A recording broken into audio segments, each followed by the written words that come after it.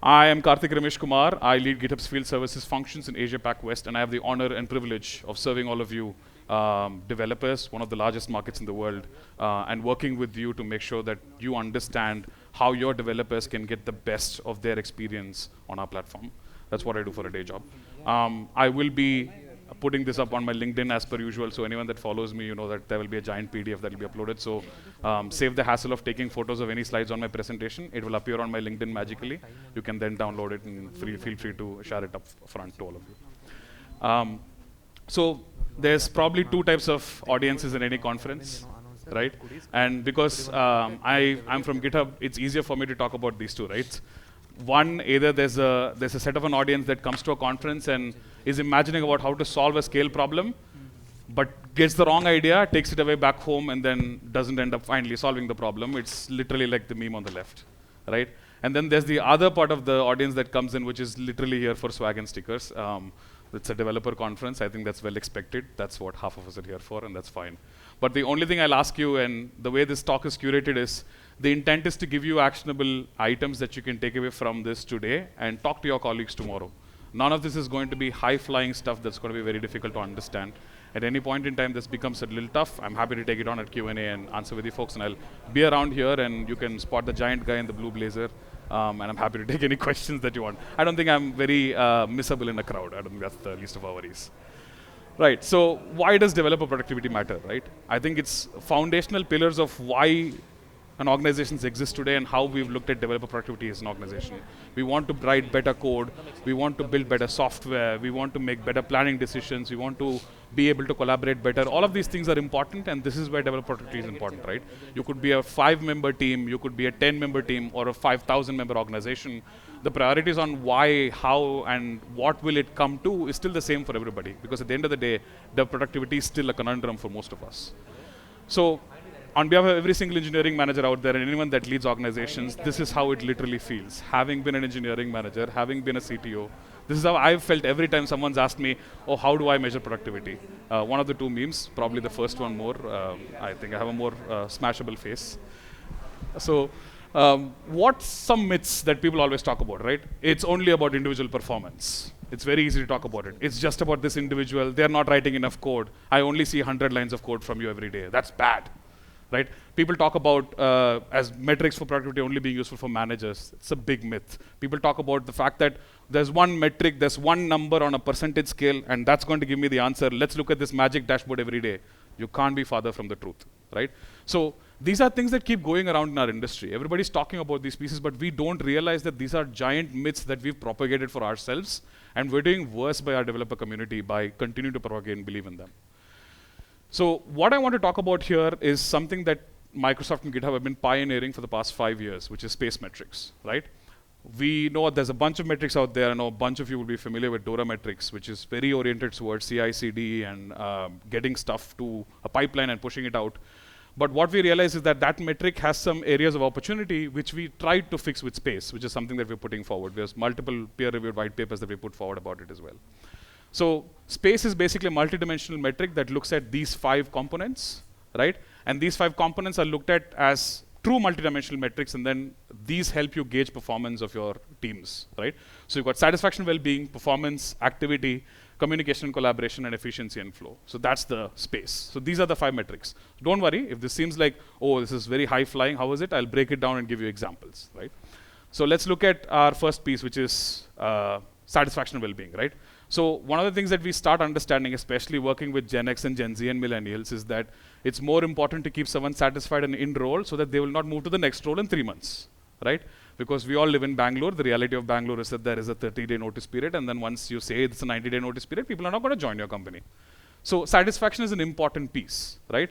Understanding that they have a role to play in the organization, giving them the ability to operate autonomously, making sure that they're engaged, they don't feel burnout, is very important. How fulfilled someone feels when they're doing a task is as important a metric as anything else. You could look at it something as a DevSat, for example, right? What's your engagement score looking like? It's a very core pillar to understanding what are you doing well. Are your tools messed up? Are your processes messed up? Are the ways in which these people are engaging messed up? How can we fix them? How do we get better at it as we move forward, right? The first step to identifying a problem is, first step to solving a problem is basically identifying that there is one and then moving ahead from there. Performance is the next piece. This is very well known for all of us. We already have all of these metrics, right? All of you here do reliability metrics, medium time to resolution, for example, for bugs or reliability, right? Service health pieces. We had a talk from New Lyric as well right before this, right? How does your observability work? Do you have outages? You can add other pieces as well. CSAT that comes from code changes that you push. You can add stuff like how much of your features are used, what cost allocations are you doing. All these are sort of performance metrics that you already have. This pillar I'm least worried about because I'm pretty sure that every organization has this because all of your VCs are asking for this information. Like, is like done and dusted. In every boardroom meeting, this is what's going on. The one other critical piece that comes to fore is activity, right? While we need to look at it, definitely it needs to be looked at from a different lens, right? What volume of output are people doing this, right? What number of actions or what number of outputs, right? This could be from a volumetric approach of how much are people writing, what sort of activities are they doing, how many activities are they doing that are intractable, and all those things sort of feed into that picture of frequency, right? So activity is as much an important measure for us to take into consideration. Communication and collaboration is something that we underlook a lot. We all say, oh, I have Slack, oh, I have Teams, sorted. Doesn't work that way, right? We need to realize that as much as we have tools, unless you use those tools in interoperable means, these tools are not giving you the outputs that are probably the best way for your organization to reap them, right? Look at trying to understand how many people a single developer works with. How many interactions do they have? What forms of interactions are they having? How are these interactions moving the needle forward for your organization, for example, right? What does this impact in your downstream metrics? It could be revenue, it could be feature usage rate, it could be CSAT. How is it impacting that?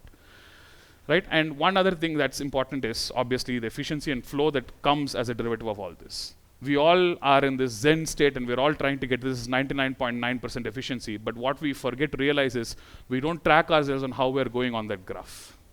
We always have a metric and say, oh, by this year when I set my OKRs, I'll go from here to there. But then we never track progress on how we are doing in these efficiency pieces. It could be using tools together differently, could be avoiding interruptions for developers, could be measuring times that are taking for people to switch between systems. It could be looking at drift, tool drift, right? People have different tools that they're using. Are they taking time to go to one screen, then move to another screen? You know, people who are like support leaders will understand stuff, metrics like this, right? And it sort of comes into play. So, how do you use these metrics, right? You have to understand that it's important to balance them. It's important to sort of look at them for your organization and find a set of metrics that hits all of these truly. And you've got to use at least 3 of these is what we recommend, right? Use all 5. Kumbaya, wonderful, you're an amazing organization, you have a lot of good metrics. But if you use at least 3 of them and you use them in combination and try to look at it as a cohesive dashboard, it gives you a lot of insight into how you are able to perform. It showcases your company's values better, it showcases your internal health better to you. It gives a more holistic picture, is what we've realized. And we've done this with hundreds of companies that have tried to move away from DORA to space, and this is sort of the feedback that we get from them as well. I'll share the Good Day project a little bit later, where you can read the white paper on how those companies are performing too. So, I want to quickly segue into something that Rohit was speaking about on stage, right? This is a photograph of me at ThoughtWorks a long time ago when I had lesser gray hair. I was a bit younger, more susceptible. I dropped out of college for a bit to go join ThoughtWorks, and this was my first ever time in a proper production gig and doing a hackathon, right? You won't see me in the photos. I'm not that lookable, so I took myself out. It's just my colleagues that were there. So one of the first things I started realizing when I went to real production code and writing code for actual customers was that it's as important to work with someone as a pair programmer as it is for you to be able to write good code. No developer runs solo, right? This whole notion in the world that developers are these grey wolves that sit in the dark night on dark mode and then they just do whatever they want and then they're chugging Red Bulls does not exist. It's a mythical creature that I've tried to find, does not exist. Development is a team sport as much as anything else, right? And pair programming is one paradigm that I learned very early on in my career that I use still to date, right? And one of the things that I realized best was in that hackathon thing, you can see literally all of our team, and we were actually trying to do it for the Ebola task force. At that time, Ebola was the past pandemic. We were trying to write code for a government in Africa that was actually trying to put a solution together for a call center to contact trace data and things like that. And we realized the real change that over a 12-hour period of people working as solo developers versus people working together can bring.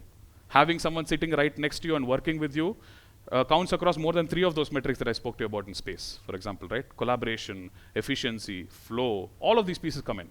So one of the stuff that I learned very early on, and as a developer, one of the books I read was Kent Beck's Extreme Programming. Highly recommend that book for anyone that hasn't. It's still a treatise in collaborative coding. It's still a treatise in how software systems need to be built differently and how cultures are formed. I think it's still a telling tale and still valid today. But what I want to tell all of you is it's no longer that time, right? It's no longer that time when I was a young, gullible guy sitting in ThoughtWorks. It's no longer that time. And we all know that the age of generative AI is here. And it's changed a lot of things for all of us in many different directions. But one thing that we need to look at now and what we'll take a direction on is, can we look at software development from the lens, right? Through that lens of generative AI. So this is sort of the path of where we come as a community, right? We started off on CLI. Anybody here from the VI and Vim days? I used to like VI, for example. So we have all written code in VI, right? We still had to do that. We then came to Notepad. We used to put stuff in there in a text editor, thanks Windows. And then we started to put stuff in there. Then an IDE came into play. Then we had IDEs and IntelliSense. And when IntelliSense came, everybody lost their everything, right? We were like, oh my God, this is like autocomplete. But then suddenly we realized once OpenAI came to the fore that there's much better things that are possible, right? If autocomplete was a kindergarten kid, this was basically a PhD from Stanford. That's sort of the difference in generational leap that we noticed as a developer community together, right? So that's where it comes in.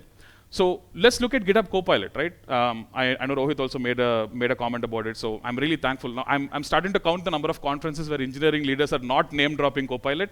I think that's become like a hobby for me, so I'm actually losing count. I haven't even found one conference where that's not happening. So we started as an AI pair programmer with sort of being able to do completions on your behalf in Ghost text and then being able to give you. We started with Copilot Chat. I'll show you some examples of that as well a little bit later. We came out with Copilot Enterprise in 2024 with mobile APIs and CLI and all that. We're now looking at Copilot extensions and Copilot Workspace, and it's so uncanny that most of the people that ask the questions, I hope they're still in the room, a lot of your answers are in the slides that I'm going to come, especially in regards to, how do you fix stuff later, how do you ask questions about code, how do you document better, and all of those pieces, right? So this is the sort of a trajectory that we're on, and we're going for the future as well from here. So now your question is, yes, wonderful, you've spoken about productivity, you've spoken about a weird story about why you did a hackathon, and then we've spoken a little bit about Copilot. Now let's build this story tag together, right? Now it's time to marry it together. So how do we marry it together is with use of a code gen tool like Copilot, to give you an example of it, right? I'll walk you through some use cases here where I'll actually show you how these sort of work. The inherent problem, though, that we need to talk about it is, remember that whenever you're giving your developers a productivity tool, they will not trust it. I know it because I don't trust Copilot myself, for example. Because as developers, we are creatures of habit, right? We believe in set means and set goals. Nobody here that uses tabs instead of spaces will ever use spaces instead of tabs. We just built that way, right? And for developers, there's always a high level of mistrust because we always feel that any tooling that comes in that's organizationally set in is going to change the way I'm going to be gauged or measured. People are afraid it'll be inaccurately measured. People feel like, oh, someone's going to spy on me. It's like spyware and all that, right? So what you've got to look at it is you've got to change the narrative and talk to them to the fact that that's not how it's going to work, right? So how does that productivity work? And how do you show your developers and how do you tell them that this is not actually a tool to snoop in on you, but actually a tool for you to use in real day life? First, the most common excuse that most developers give, right? I have a fancy snowflake number of use cases for why I did not write unit tests, right? I love them. Every developer hates writing them. Every engineering manager wants the developers to write them. All the engineering leaders say that they are already existing, right? So that story doesn't add up at any level in the entire hierarchy. But with Copilot now you can. It's a very complicated thing. You just need to select the code that you want and you say, write a unit test for me, right? And you'll basically see that Copilot is able to generate an entire unit test for that use case. You can refine that unit test and say, refine it for these use cases and I want to do it better, right? Imagine a multi-million-dollar problem that we're all grappling with is solved with a $19 per user per month, which is actually much less than even an associate gets paid at some of our GSIs for an hour, right? So the cost to benefit ratio of something like this today is a true paradigm generational shift. I work with large organizations today and enterprises in India that have gone to vouch on stage in many of our events that they've taken unit test coverage from low single digits to over 95%, right? Just by using a tool and giving developers the ability to supercharge their productivity. And then building metrics, like we spoke on space, that are aligned to it. So you build a metric that says code coverage. You look at unit tests and how many unit tests are passing, how many unit tests are failing. Then you build metrics around that for across all of the space pillars. Let's look at another thing, right? Sysadmins. Any sysadmins out here? Anybody that actually works on CLI? No CLI. Oh, wow, okay. Developers still have to work on CLI, so this is a very good use case for those as well. I have still not figured out how to write regex. I still use regex editors and generators. I have been a developer for all my life. I still can't figure it out. For the life of me, I still don't understand how it works. But I know that many in the crowd are feeling the same way, right? CLI has always been this black box where we don't know what to do. We've relied on PDF cheat sheets from random, find AWS and work with AWS.com, AzureHacks.com and things like that. But what if generative AI was able to help you with something like that as well, right? So in this example, what you'll basically see is how an autocomplete tool like GitHub Copilot doesn't live only in the IDE. It can also live inside your CLI, and you can ask it comments in natural language for it to be able to process the results and give it to you. And the icing on the cake is this comment does not have to be in English alone. You can write it in Kannada, Hindi, Telugu, it will still give you the same response because it's a multilingual model, right? And I'm asking it, for example, how do I scan this particular folder for all MP4 files? I'm pretty sure that you would have had to Google this. I'm 100% sure that half the people in the audience would not know how to write this command, right? But now that's there. But now you can be even more picky, right? For example, I'm trying to give it a harder time. I'm going to basically say, no, I want a revision on that command, right? So I've said on this command, I want it to be revised. I want it to be in the subfolders in my current location. I want each audio track to be extracted from the file. I want it to be exported to a separate MP4 file. The original file should also be renamed once it's exported. It's basically like an RFC that will come to you from a customer, and this is one-day work, correct? In a proper GSI setting, there you go. And then you basically say it says what it is. But it doesn't stop with giving you the output. It also does the job of developer education. It teaches you why it gave that command and how each part of that command actually helps you write that command and how it's going to help you get that output. You can copy it to clipboard, and then from there you can execute it and go from there. That's how impactful it is. Now a two-pronged approach that we learned, right? One, trying to give you the solution. Two, educating you how you can use that solution better so that you become a better developer in the future. So the other thing that developers are very famous for, right, and we love doing as an occupation is just changing stuff randomly and seeing what happens. Admit, there is no question, it's admit, right? Because half of our lives is basically, can we do X?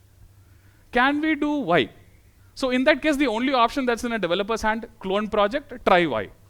Clone project, try X, right? So what we realized is the thing that happens is we need to figure out a way for that to change quickly. For anyone that's familiar with GitHub Enterprise, I'm going to play a quick demo that I got it recorded from my EA team so that they'll run this for you. So here you basically see a usual Kanban view. This is GitHub issues, right? In this issue, I've got a particular issue where it basically says for validation and building a field. I'm going to open this in a new feature that we call GitHub Copilot Workspaces. Here, you already see two pieces, the current and the proposed, right? So you can look at the references for where this proposed file is coming from for the changes that you want to do. Here, I'm going to basically say that I want to also add a README file, for example, right? And say, hey, update the README file to be more representative of the project. I'll say that include a section for a summary, key validation methods, write about license linking. Also add a section for how people can contribute to this. Now, once the specification is built, it goes to a plan stage, right, from the repository with all your files. Now it says, here's the plan. You can continue to modify the plan there as well. And basically, in the plan, I want to say, no, you want to write it separately on how to write it. This should be easy setup process. How do they set up their own repositories there? And you can give it general notes and say, I want you to do it this way, right, not just to the plan. And say, hey, I want it to be separate. I don't want duplication. Gives you a general diff view of looking at all of these things as a diff, right? Which you can then continue to edit so that you're still in the driver's seat firmly. It's Copilot, right? And then you can open up CLI from right there, use GitHub Copilot that I showed you first on steroids, and be able to get an output and say running a unit test or something, you can run that unit test from there. You can also open it up in GitHub code spaces right from there, right? Like a cloud IDE, and then you can run breakpoints and run from there too. So imagine the level of this when you can automate from start to end and generate a pull request also for you with the entire text, right? None of this was written. The only thing that you wrote was the plan, right? And then you submit, and then your pull request is generated. Seems like magic, right? Yeah. But that's the truth, right? That's where we're headed. That's the magic of what something like Copilot can do for your workflows. That was a minute and a half, right? Next, I want to show that fact that one of the things that we all live in is a hyper-connected remote world, right? We realize that our developers spend a lot of time on GitHub Mobile. GitHub Mobile app exists, enterprises can have access to GitHub Mobile, and you can use GitHub Mobile as much as you want. So we realize that developers might be out and about. They might be attending dev conferences like DEVCON, they might be out meeting, they might be at a very important chai sutta break. So we want to make sure that you developers can do that even at a chai sutta break, right? You will be able to push code at light speed even there. So here's an actual live from the iOS app, the GitHub mobile app. So the same thing that we did for the add URLs validation for the project, right? So I'm going to open it in my workspace. I'm going to basically tell it a task and say, I want to write unit tests for this, right? So you've got an issue that says write a unit test for this. You say write a unit test for this. It comes with the current and it comes with the proposed for you the same way. It says what was the current, what was the proposed, right? And then from there, if you want to revise, you can. But why would you revise on a phone? You just want to get something done quickly and move on quick and dirty. You get the plan sorted out. It gives you the plan for how the unit tests that are going to be added. It gives you the same diff view. You can actually go ahead and edit the diff view with your mobile keyboard if you want. That's still available for you. The same experience is there. And then once you're sorted with all this, you can just push that and you can look at it from CLI on the phone as well. So your CLI will run on the phone too, right? And all this is an integrated experience for you. And once that is done, you update the pull request and you can push from there. So here, the same thing happens. You can even have us auto-generate your pull request for you so you don't have to write your own pull request. That's an easier way. And then there, you have the answer for that and it's already published, right? So you can do that even on a mobile phone now, right? You can do it on a mobile browser. This works on github.com mobile as well, not just on the app. And one other thing that I want to talk to all of us about, right? Every developer faces this situation every time in their life. We all write so many lines of code that at some point in time when the PM comes and tells me, oh, you were the one that wrote that function, no? How does that work? And then 5-second pause, right? Either you're judging the PM for their ability to gauge your memory, or two, you're basically questioning your existence in this organization, right? Two of those would have happened, 50-50 probability, correct? So what are we trying to do to solve this, right? This is a feature that we have in GitHub Copilot Enterprise, which basically helps you understand your code base and how something works in your code base, even if you wrote it and forgot about it. So let's look at this, right? So here, I'm using the Copilot chat in my github.com user interface. I basically say, how do users submit and edit talks, for example? It's a particular repository that does talks, right?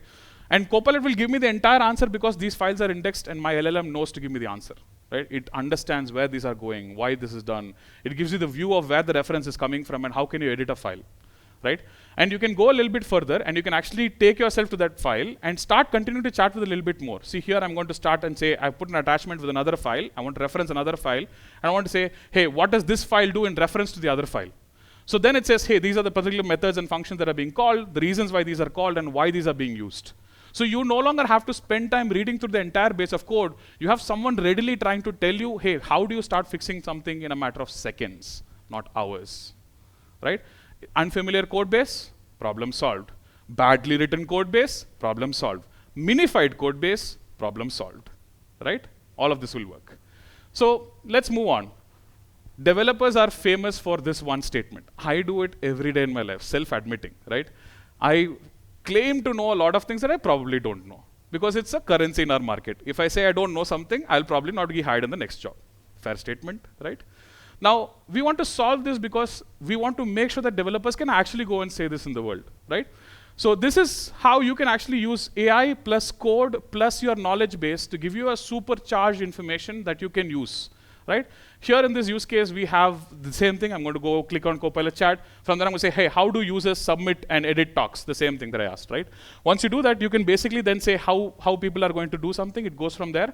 But you can also then add a particular knowledge base from that particular example and go from there, right? Next, commit messages. Nobody likes writing them, right? Everybody hates using them. We want to use more meaningful data for our product managers to learn from. We want to have more meaningful data from our engineering leaders to learn what's changed, right? So this is where the half of all of the PRs that I've seen as an engineering manager in my life is fixed some things, resolved issues, right? Code fixes. Like these are sort of it. In our Good Day project, we realized that more than 40% of all pull requests are 4 words or less.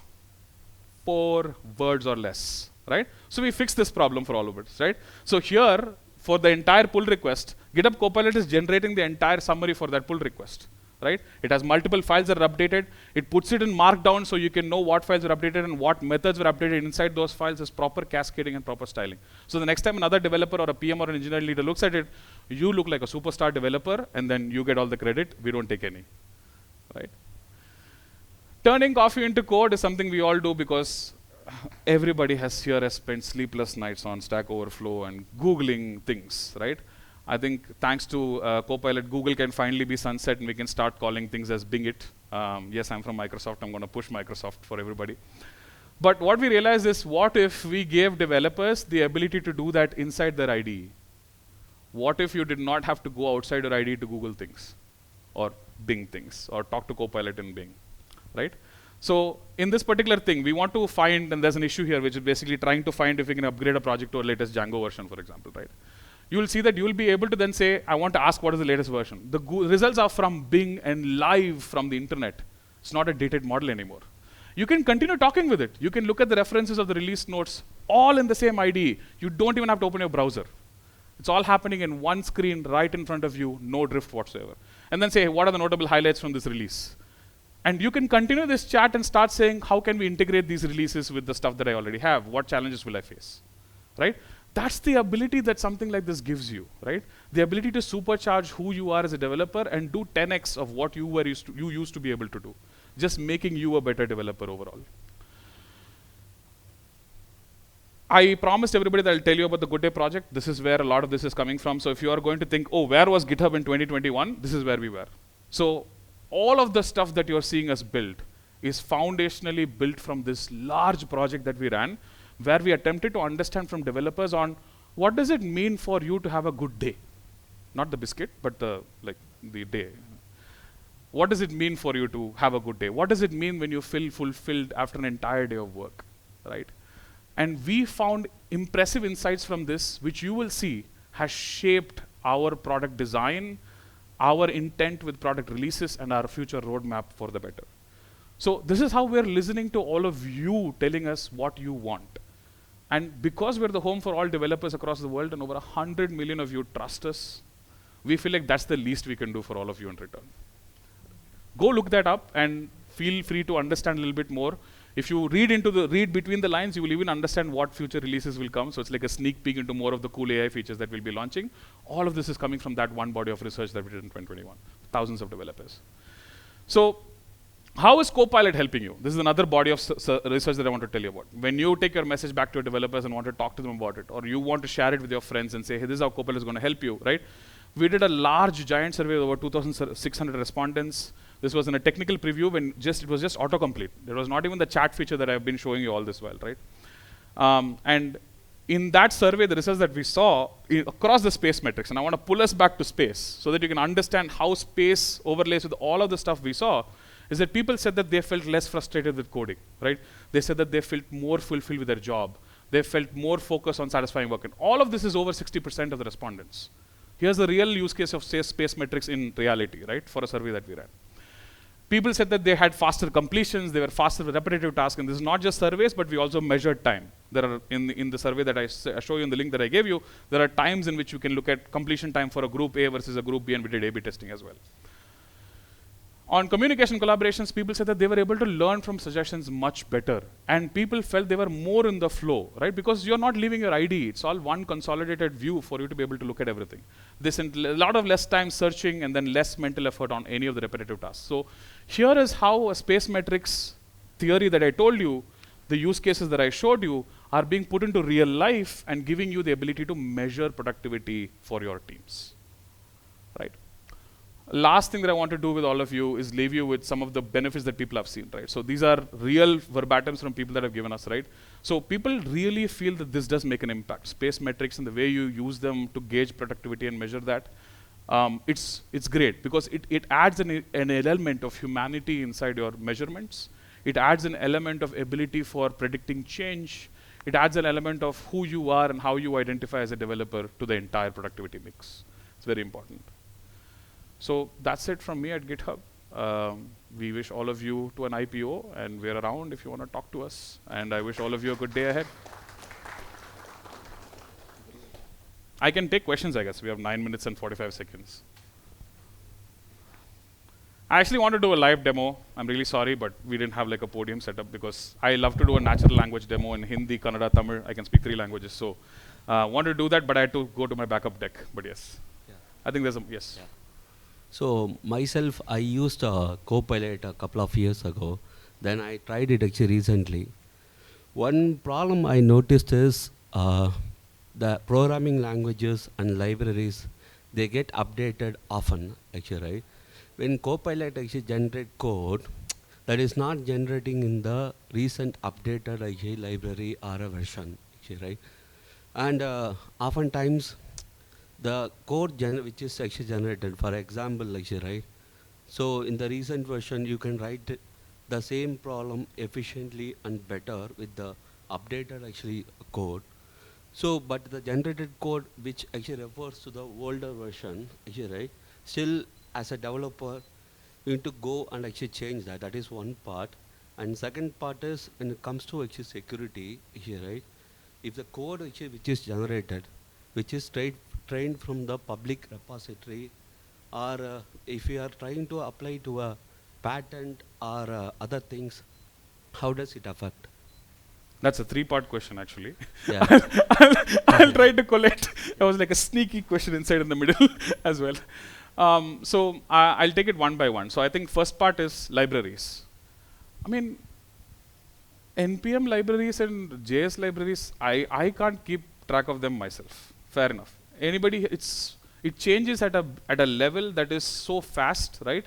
And even some front-end libraries that I see so many updates being pushed on a monthly basis. Like, gone are the days when we used to have stable releases. I mean, ye old Java guy myself. Love and breathe Java. I love the major releases. I love the stability that came with JDK. But the thing that's happening is our industry is moving at such a rapid pace that we need to take care of it. So the Bing stuff that I showed you is an attempt for us to get there at some point. Is it feasible to retrain an entire LLM every time a new model is updated for one package? No. Because an LLM retraining is a very intense exercise from both resources and as well as our ecology. So we need to be very conscious of why we retrain an LLM and what data we give it, because you have to understand that we also have to weed out for potential biases in data, right? So at GitHub, we took a conscious decision of saying that we are giving you this product at $19 per user per month, right? If you do the math at any end of the spectrum, there is no way that return on investment doesn't come out. The intent for GitHub Copilot is to be a pair programmer, right? It is not for it to generate code for you. We never claimed it's a code generator, right? There are other products in the market that claim to do that. We don't do that. We always call it an AI pair programmer, right? We always said that your programmer that is sitting right to you, next to you, might give you bad suggestions. Take it with a pinch of salt. That's the point of pair programming, right? You decide what you're going to type yourself. Suggestions come, but you are in control. Even in extreme programming, there's always 2 people, right? One person's keyboard, one person's not. There is a decision. You take the call, right? Suggestions can come from each side. On the third part of security, what I'd say is, see, the largest part of GitHub Copilot's training base is code that's public, right? When you look at that, there's a lot of patterns that are existing which we as developers have crept in, not saying no, right? We are not telling that this is the one blue matrix, this is the matrix pill for everything. You have this one blue pill and everything's going to be no, it's not going to work like that, right? Whatever you used to do yesterday for your security practices, right? If it means you are doing code scanning, if it meant that you are doing SAST and DAST, you have to continue doing it. Nothing changes just because we bought a $19 tool, right? Just because we've bought a $19 tool doesn't mean the decades of research that went into us building secure development practices should change, right? Does Copilot give 100% of suggestions as secure? No. But are we doing efforts to make security as part of our code base in generations? Yes. There's a blog about it as well where we spoke about how we're doing vulnerability analysis. We're looking at certain commonly known vulnerabilities, and we're trying to weed out the best of our abilities. But you have to understand that there are thousands of languages, millions of frameworks, billions of repositories, and trillions of lines of code today that it's virtually impossible for any intelligent model in today's capacity to be able to be 100% secure, right? If we as humans can't do it, how can we trust a machine to do that, right? We still write vulnerabilities ourselves. Those are my 3-part answers. Yes. Hi, Karthik. Hi. Yeah, sure. Hey, thanks for an impressive session. Good coverage on spaces as well as Copilot usage. Just an extension to this speaker's point. How about the IP rights, especially for the Copilot generated courses? Is it possible for an organization to claim IP rights for the code generated? So Microsoft and GitHub are giving you a copyright commitment, where we are basically giving you an indemnity clause to say that any code that is generated by Copilot, we are standing behind it with unlimited indemnity, right? If that's enough, I think that's fine for the world's second largest company. NVIDIA, I hate you. No, I don't hate NVIDIA, but yeah, but one of the largest companies in the world to put their reputation online with an uncapped indemnity, I think that's the best show of strength that can have, right? So the moment you get either if you buy it via Microsoft or you buy it via GitHub, you have uncapped indemnity on both sides. We back it up with that. But on the technical front, there are many safeguards, so don't worry about it. We've got something like public code prevention. So how many of you have used GitHub Code Search? Yeah, so GitHub Code Search is the world's fastest code index, right? So the backend engine that powers GitHub Code Search is also the engine that we give for Copilot. So if you use Copilot for business, you can basically tell if any suggestions come up that is present in public code, don't show it. That's a setting that we give you globally. You can enable that as well. So if you enable that setting and you still are in an IP conflict issue, we offer uncapped indemnity. Hi, just a minute, this shut down. No worries. Nice, remarkable, by the way. I have 2 questions and a comment. In your myths slide, you had a myth saying that productivity comes from engineering systems and tooling.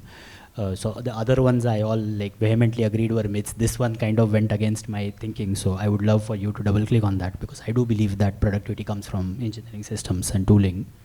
The second question is, so I am not a VS Code person. I am an Emacs person.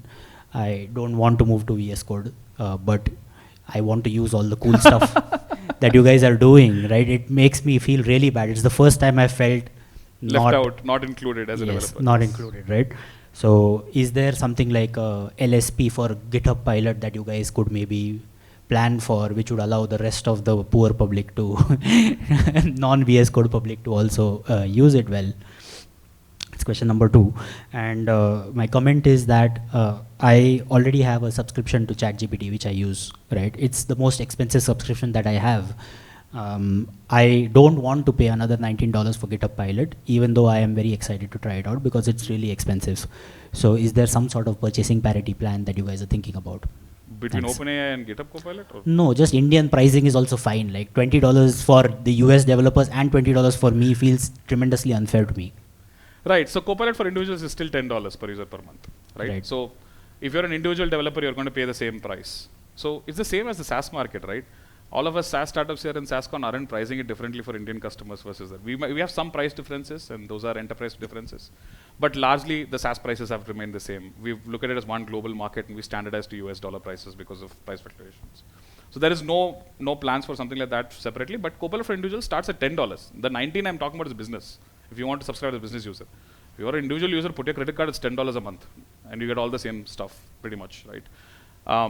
As far as the engineering systems and things, yes, there is. Because the first question that you asked about, right? The fact that productivity drives. Dora metrics pretty much proves it, right? All the research that Google has done, for example. Don't take my word for it. Look at my competitor, right?